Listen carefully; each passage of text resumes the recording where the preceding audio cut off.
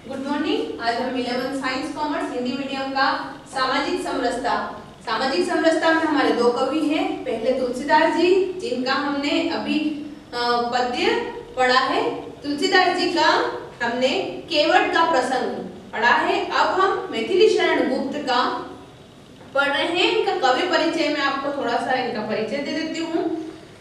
आपने साहित्य से राष्ट्रीय चेतना जागृत करने के वाले महान कवि श्री मैथिली शरण गुप्त का जन्म चीरगांव, जिला झांसी, सन 1886 में हुआ।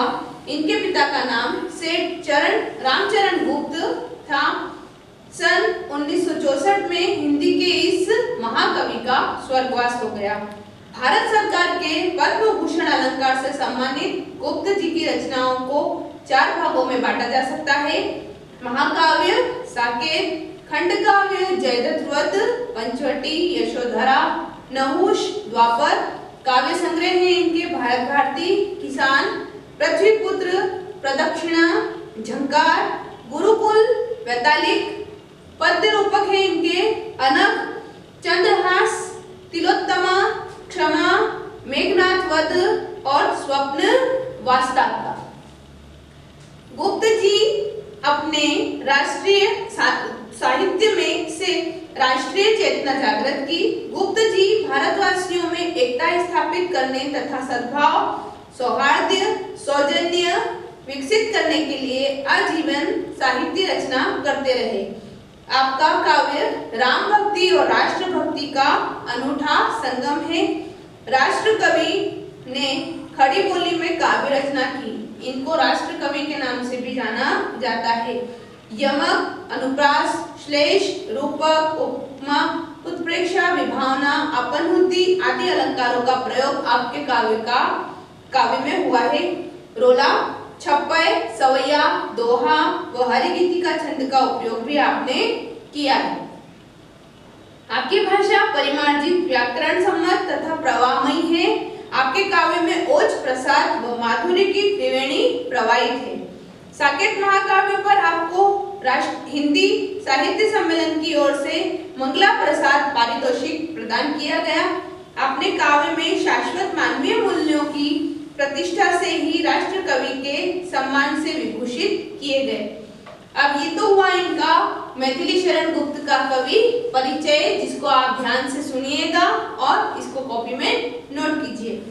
अब है हमारा पद्य महत्ता। महत्ता में मैथिली शरण गुप्त ने काव्य में सामाजिक समरसता के प्रसंग सर्वाधिक हैं।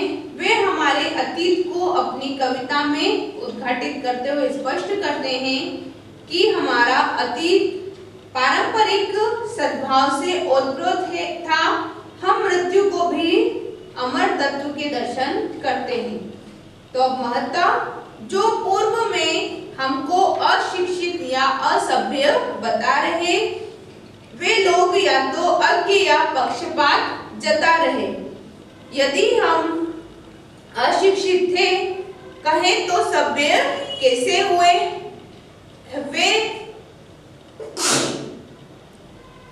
वे आप पर ऐसे भी नहीं थे, आज हम जैसे हुए। यहाँ पे किस लोगों के बारे में बता रखा है, किस चीज के बारे में बता रखा है उन्होंने?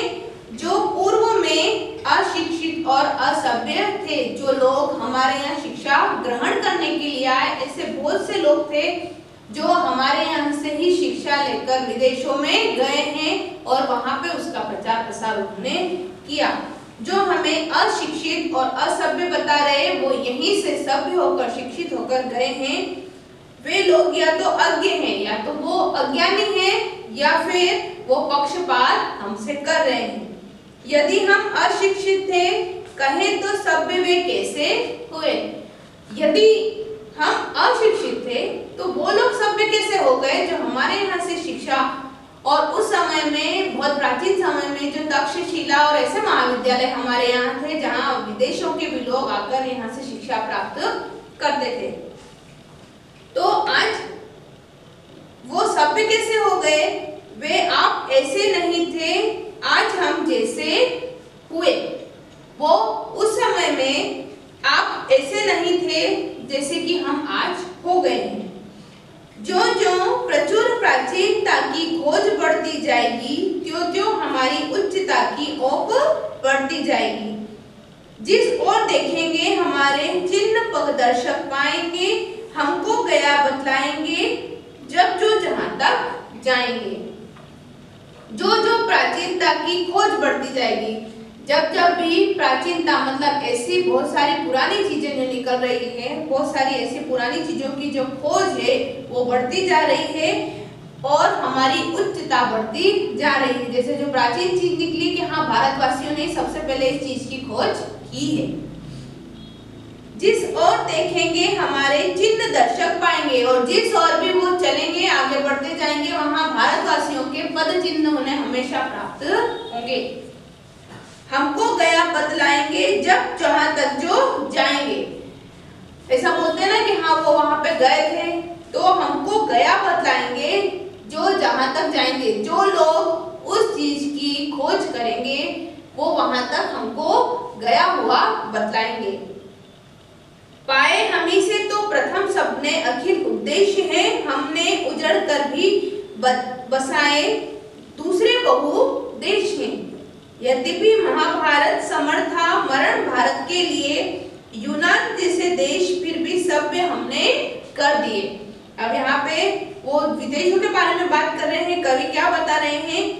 पाए हमी से तो प्रथम सबने अखिल उद्देश्य हैं। ऐसे हमारे यहाँ बहुत सारे योगी जो लोग हैं और ऐसे बहुत सारे कवि हुए हैं और बहुत सारे ऐसे महान लोग हुए हैं जिन्होंने उद्देश्य दिए हैं और जिनको विदेशी लोगों ने भी अपनाया है। उजड़ कर भी बसाए दूसरे बहु देश हैं। हम उजड़ गए लेकिन हमने फिर भी बहुत देशों को हमारा सहयोग दिया है। यद्यपि महाभारत समर्था मरण भारत के लिए, जो महाभारत का युद्ध हुआ था वो समर यानी युद्ध हुआ था, वो भारत के लिए मरणासन स्थिति थी, परंतु फिर भी यूनान जैसे देशों को हमने सभ्य किया है।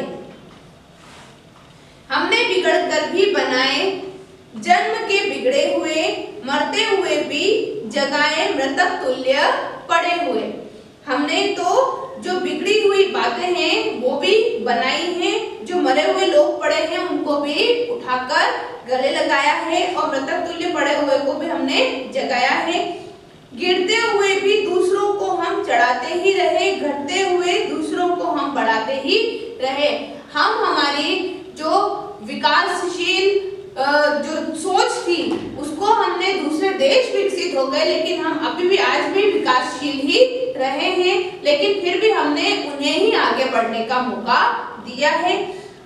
आगे के जो 2 पद्य हैं हम आगे वाले वीडियो में पढ़ेंगे। आज के लिए इतना ही। Thank you.